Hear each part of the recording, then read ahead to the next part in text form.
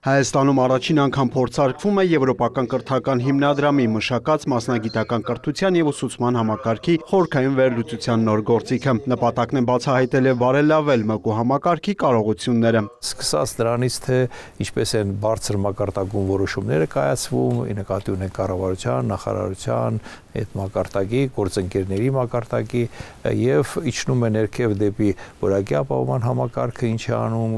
ինչպես է աշխատում կրթություն տրամադրողների հետ, իրենք կառույցները ինչպես են իրանք աշխատում եւ այդտեղ ուրեմն շատ մեծ կարիք կա հասկանալ, թե այդ համագործակցությունը արդյոք լիարժեք է եւ բոլորը բոլորի հետ ռեալ համագործակցում են այնպես, ի նպաստ որ համակարգը շարժվի առաջ։ Նոր գործիքը ներկայացվում է միջազգայնացումը ՄԿΟ համակարգի զարգացման ուղենիշ Եվրոպական կրթական հիմնադրամի հայտարարման գործիքի փորձարկում խորագրով աշխատաժողովին։ Մարդիկ են փոխվում,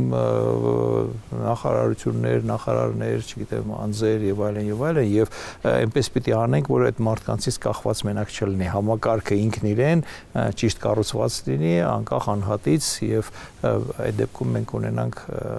աշխատող համակարգ, որը շարունակական կբարելավի։ Գործիքը հիմնված է որակի ապահովման եվրոպական ցուցիչների վրա եւ ներառում է 5 առանցքային կետեր՝ քաղաքականություն եւ կառավարում, կրթական չափորոշիչներ եւ որակավորումներ, կրթական ծառայությունների մատուցում, գնահատում, վավերացում եւ հավաստագրում, տվյալների եւ գիտելիքի ստեղծում։ Այս գործիքն առաջինը փորձարկվում է Հայաստանում եւ Սերբիայում։ Այն կօգնի գտնել մասնագիտական կրթության եւ ուսուցման համակարգի ուժեղ եւ թույլ կողմերը եւ վերջնարդյունքում բարելավել այդ համակարգը։ Վերջին տարիներին Հայաստանը մի շարք բարեփոխումներ է իրականացրել ՄԿΟ համակարգում, այն համապատասխանեցնելով միջազգային չափանիշներին եւ աշխատաշուկայի զարգացող կարիքներին։ Բարեփոխումները միտված են մասնագիտական կրթության որակի եւ մատչելիության բարելավմանը։ Ուժի մեջ է մտել մասնագիտական կրթության եւ ուսուցման մասին նոր օրենքը։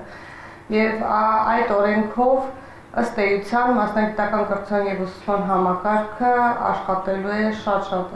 ձևաչափերով տարբեր, քան նախկին գործող օրենքներ։ Եվ օրենքում փոփոխությունները վերաբերում են եւ բովանդակությանը, եւ կառավարման համակարգերին, եւ մանկավարժական գործունեությանը եւ պահանջներին, եւ բոլոր այն ՄԿΟ համակարգի բաղադրիչներին, որոնք որ ձևավորում են մասնագիտական կրթության եւ ուսուցման որակը։ Հայաստանում մասնագիտական կրթության եւ ուսուցման համակարգի հայտարարման գործընթացը մեկնարկել էր 2024 թվականին։ Կիրառելով նորարար այդ գործիքը, մեր երկիրը կդառնա եվրոպական կրթական քաղաքականության ձևավորման ակտիվ մասնակից։ Բրիր Մկրտչյան, Արամ Հարությունյան, լուրեր։